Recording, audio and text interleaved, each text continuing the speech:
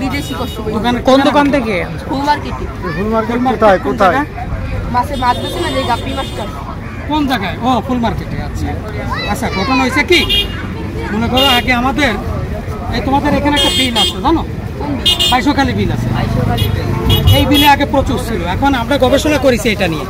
এটা দিয়ে যেমন ও সরকারিভাবে ট্রেনিং করা আমার আছে, আর একটা ছেলে তোমার ধরছে সজল কুমার বিশ্বাস, ওর সার্ভে করছে, আমরা সার্ভে করছি।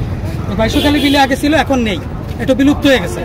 এখন সরকার এটা আবার বিলে ফিরে আনার চেষ্টা করতেছে, অর্থাৎ এটার উপরে কঠোর আইন। এখন যদি তোমাকে রূপসার ইউনোর নাম কি বলতে পারো? জানো না? আমরা যদি বলি তাহলে সে বলবে কি ওরে নিয়ে আসো, আমাদের বলবে যে নিয়ে আসো। তুমি কোন স্কুলে পড়ো? নাম কি? বেলফুলি স্কুলে পড়ো। কোন ক্লাসে? 6-এ। তা পরিবেশ, জলবায়ু, জীববৈচিত্র্যের টার্টেল, এটা হচ্ছে কচ্ছপ, এর অনেক ভূমিকা আছে, বলতে পারো? দু একটা বলো। নাম কি? ঘটনা হচ্ছে আমাদের শিক্ষিত ছেলেবেলা এগুলো কেন করবে? তুমি আবার বিক্রি করতে যাচ্ছ। আমি কোন স্কুলে পড়ো? হ্যাঁ, তুমি পড়াশোনা করো না? বাবার নাম কি? তুমি পড়াশোনা করো না? কি করো তুমি? বাবার নাম কি? এটা হচ্ছে কি রাষ্ট্রীয়ভাবে সংরক্ষিত, এটা হচ্ছে মহাবিপন্ন প্রজাতির তালিকায় চলে গেছে। আমাদের এই কচ্ছপগুলোর অনেক উপকারিতা আছে কচ্ছপের, বিশেষ করে এরা কৃষি, জীববৈচিত্র্য সুরক্ষা অনেক ভূমিকা পালন করে। যেমন কচ্ছপ হচ্ছে ধীরগতির প্রাণী, কচ্ছপ ধীরগতির প্রাণী।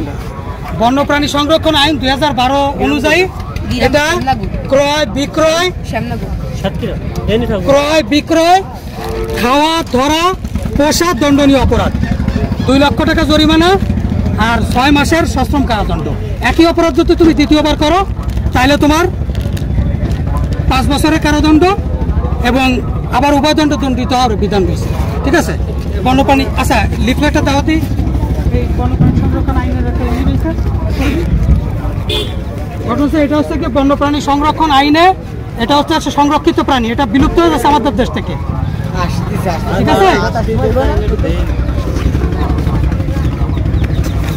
এখানে